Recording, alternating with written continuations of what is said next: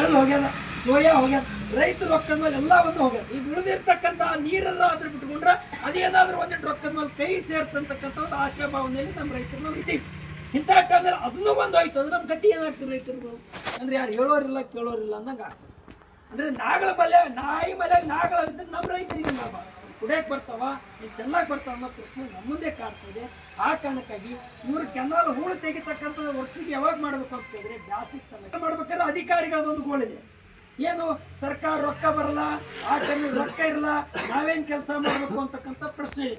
ವರ್ಷಿಗೆ ನಾವು ಬ್ಯಾಸಿಗೆ ನಾವು ಕೇಳೋದು, ನಮ್ಮದು ಒಂದು ಎತ್ತಿದೆ. ನಾವು ಯಾವಾಗ ಕೇಳ್ತೀವಿ, ನಮಗೆ ನೀಡಿಕಾದಾಗ ನಾವು ಗುಂಡ ಹೊಡಕ್ಕೆ ಹೋಗ್ತೀವಿ. ನಮಗೆ ನೀಡಿಕಾಗಿದೆ ಯಾವಾಗಂದ್ರೆ ಪ್ರತಿ ವರ್ಷ ನವೆಂಬರ್ ಡಿಸೆಂಬರ್ ತಿಂಗಳಲ್ಲಿ ಮಾತ್ರ ನಮಗೆ ನೀರು ಬೇಕು ಸರ್. ಫೆಬ್ರವರಿ ಮಾರ್ಚ್ ತನಕ ನಮಗೆ ಬೇಕಾಗುತ್ತೆ. ಅದು ಆದ ನಂತರ ಮತ್ತೆ ನಾವು ಕೇಳಕ್ಕೆ ಹೋಗಲ್ಲ ನಿಮಗೆ. ಆ ಕಾರಣಕ್ಕಾಗಿ ಈ ವರ್ಷ ನೀರಿನ ಕೊರತೆ ಇಲ್ಲ ನಮ್ಮ ಕೆರೆಗಳಲ್ಲಿ. ಆ ಕಾರಣಕ್ಕಾಗಿ ನಾವು ಕೇಳ್ತೇವೆ, ನಮ್ಮ ರೈತರ ಬೆಳೆಗಳಿಗೆ ನೀರು ಬಿಟ್ಟು ಅದನ್ನು ಉಳಿಯಿಡ್ರಿ, ರೈತರಿಗೆ ಉಳಿಯಿಡ್ರಿ, ರೈತರಿಗೆ ಕೊಲ್ಲಕ್ಕೆ ಹೋಗ್ಬೇಡ್ರಿ ಅಂತಕ್ಕಂಥ ಮಾತನ್ನು ನಾವು ಹೊರಟಿವಿ. ಇವತ್ತು ಗೇಟ್ ಮರಿ ಕಾಲುವೆ ಗೇಟ್ಗಳು ಸತ್ಯ ಗೇಟ್ಗಳು ದುರಸ್ತಿತ್ತು.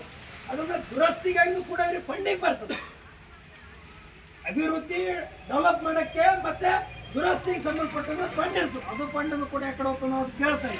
ಆ ಫಂಡಿನಲ್ಲಿ ಕೂಡ ನಾವೇ ಟೆಲಿಪಾಲ ಕೇಳಕ್ಕೆ ಆದರೆ ನಾವು ಕೇಳಕ್ಕೆ ಬಯಸ್ತಿದ್ವಿ, ಅವು ಗೇಟ್ಗಳನ್ನು ಸತ್ಯನಸಾಗ್ಯಾವ, ಆ ಗೇಟ್ಗಳನ್ನು ದುರಸ್ತಿ ಮಾಡಿರಿ, ಆ ಚಂದ್ರಪಳ್ಳಿ ಡ್ಯಾಮ್ನಿಂದ ನೀರು ಬಿಡ್ರಿ ಅಂತಕ್ಕಂಥ ಮಾತನ್ನು ನಾವು ಹೇಳ್ಕೊಟ್ಟು ಈಗ ಸದ್ಯಕ್ಕೆ ತುರ್ತಾಗಿ ದಿನ ಹೋಯ್ತು ಅಂದರೆ ಬೆಳೆ ಹೋಗ್ಬಾರ್ದು, ನಮಗೆ ನೀರು ಬಿಟ್ಟರೆ ಉಪಯೋಗ ಇಲ್ಲ ಸರ್.